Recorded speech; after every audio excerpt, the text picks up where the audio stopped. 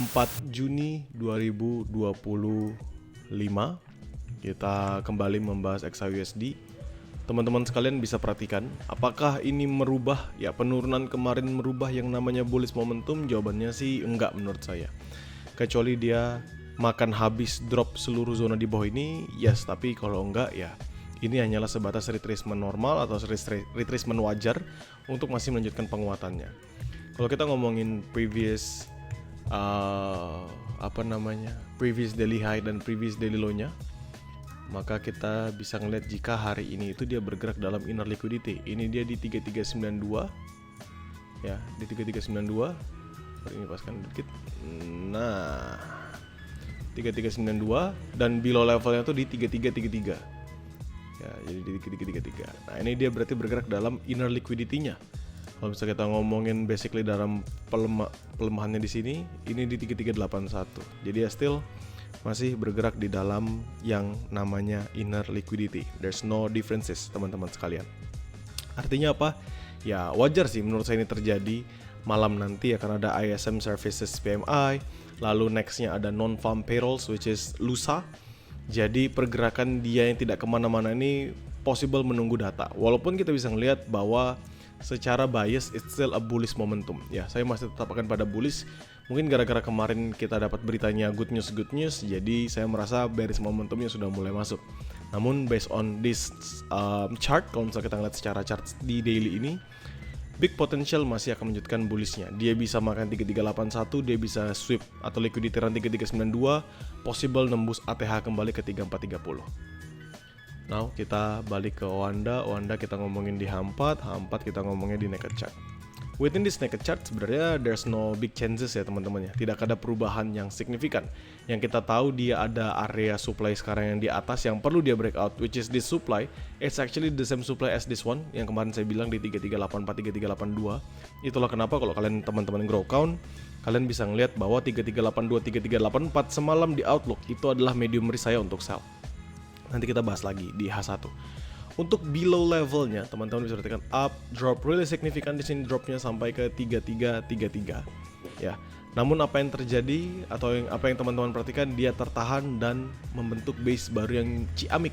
Seandainya dia bisa lanjut bullish, maka next stopnya akan hajar ke 3384 3382.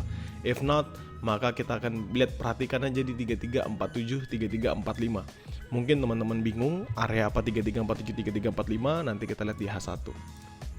Oke. Ini adalah area H1-nya. Nah, kemarin saya bilang dia perlu break demand zone kuatnya. Di mana demand zone kuatnya? Ada di 3347 3345. Simple. Nggak ada perubahan. Ini adalah candlestick yang terjadi ketika news release, ya. Drop signifikan, berakhir dengan doji, bullish, nanjak, retest kembali, bullish lagi, retest kembali. So 3347 masih strong teman-teman. Di H1 dia nggak berhasil di breakout. So 3347 masih akan menjadi area buy high risk yang saya patok. Saya hapus, ini saya hapus. Nah, kita ngeliat berdasarkan level yang ada dulu aja di sini.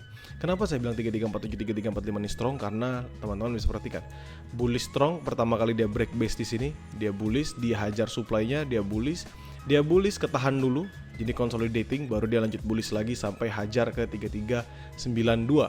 Sebelum akhirnya dia melambat dan mengalami penurunan. Ini adalah zona buy saya kemarin, yang seandainya kalau newsnya adalah bad news, ini menjadi area buy terbaik yang saya miliki. So, sekarang saya bisa sampaikan bahwa area tersebut masih akan tetap menjadi area buy saya. Jadi selama 3347 dan 3347 tidak di breakout di H1. Untuk sell tidak ada perubahan teman-teman sebenarnya. Bahwa 3376, 3378 ini saya hapus. Karena kan kemarin itu zona scalping, nanti saya akan ganti lebih rendah lagi karena this is the new levelnya. Ya, this is the new level. 3372, 3370 ini adalah zona baru untuk area sell-nya. Di sini. Nah, ini adalah zona baru buat area sell. This one. Ya. 3372, 3370. Selama 3370 tidak di breakout di H1. Nah, jadi sekarang kita ketemu 3 zona sell, 7072, 8284 dan 9092. Ini adalah 3 zona sell yang menurut saya paling optimal dan paling better untuk diperhatikan. Anggap aja kita ngomongin tentang Fibonacci retracement. Kita tarik from this level, highest-nya hajar sampai paling bawah, maka teman-teman akan ketemu 79-nya di 3379, 618-nya di 3369. Jadi beberapa levelnya ini 3370 sama 3382, seandainya dia retest, ini akan menjadi level-level terbaik yang kita bisa manfaatkan untuk entry sell. So still saya akan tetap sama 7072 sell high risk, 8284 sell high risk, 9093 ini akan menjadi sell medium risknya saya. Selama 70 tidak di breakout dia 1, selama 82 tidak di breakout dia 1, dan ini normal, tidak ada reason. Selama masuk dalam zona bisa dieksekusi, kecuali dia masuknya dalam momentum US session atau nanti pada saat news, dimana kita perlu menunggu pergerakan selanjutnya. Now kita ngomongin the movement yang terjadi di sini. Up really strong, terus dia drop ke bawah. Apakah dia akan makan habis sampai bawahnya? We never know. Tapi kita bisa patok 618 dan 79-nya. 618 kalau misalnya kita look at this level ada di 3356 ya, 3356 dan 3352. So this is gonna be my level for buying position, new buying position ya teman-teman ya. 3356, 3355, 54 di sini. Nah, sebenarnya nggak jauh-jauh banget sih. Karena 3356, 3354 bawahnya adalah 3352, 3350 supposedly. Nah, kayak gini. Jadi sebenarnya nggak jauh-jauh banget. Nah, sudah saya matikan. Sekarang saya ganti menjadi lower time frame. Within this lower time frame sebenarnya untuk zona buy, kayaknya yang ini saya akan ganti warna merah ini. Saya jadikan ini patokan untuk buy scalping aja. Nah, sekarang sell scalpingnya di mana? Sebenarnya ada dua zona sell scalping. Which is kalau misalnya kita ngomongin yang paling atas ini, yang tadi 7072, saya sudah jadikan sell high risk. Sell scalping terdekat adalah base ini, teman-teman. Ini base, teman-teman seperti kan drop, base, drop. So, base ini menjadi level yang signifikan, yang perlu di break balik agar dia bisa lanjut bullish. Ya, itu intinya. Level ini adalah level signifikan yang perlu dia break balik untuk bisa lanjut bullish. So, ini di 3365, 3367. Now, rampung semua zona kita di hari ini, yang either bisa kita manfaatkan, either bisa kita jadikan patokan, dan lain sebagainya. Saya ulangin, buy saya ada dua, 3352, 3350 selama 52 tidak di breakout dia 1, dan 3347, 3345 selama 3347 tidak di breakout dia 1. Simple. Ada nggak medium risknya? Ada, tapi dia perlu nge-close dulu, habisin ini, fair value gap-nya ditutup, makan di 2422, itu dulu. Untuk sell terdekat, zona scalping 3365, belum, yang scalping nanti ya saya jelasin. Untuk sell terdekat 3370, 3372 selama 70 tidak di breakout dia 1, 3382, 3384 selama 82 tidak di breakout dia 1, dan 9092 untuk medium risknya saya. Ini kesemuanya. Untuk dua zona yang warna merah, tentu ini adalah zona scalping. Kalau misalnya saya bilang tentang scalping, maka yang perlu teman-teman perhatikan atau teman-teman patok adalah lower time frame. Karena teman-teman ingat, tadi saya masuk dalam lower time frame-nya sebagai patokan ketika saya melihat area tersebut.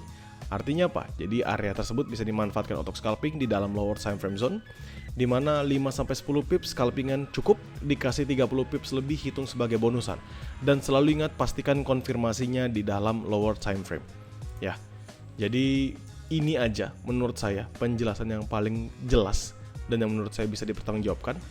Teman-teman nanti dari GrowCow, nothing to be worry about ya, karena saya pasti akan selalu share hasil mappingan ini di dalam grup. Bagi teman-teman yang di publik, nanti saya akan re-upload video ini kembali di YouTube saya. Jadi kalian bisa tonton ulang untuk bisa memperkaya kecerdasan kalian lah tentang trading, atau misalnya memperkaya pengalaman dan juga memperkaya pandangan kalian terhadap XAUUSD. Dan bagi teman-teman yang lain, jadikan mapping ini sebatas sebagai referensi, sesuaikan lagi dengan trading plan yang kalian jalankan, dan semoga bisa mendulang profit yang baik di hari ini.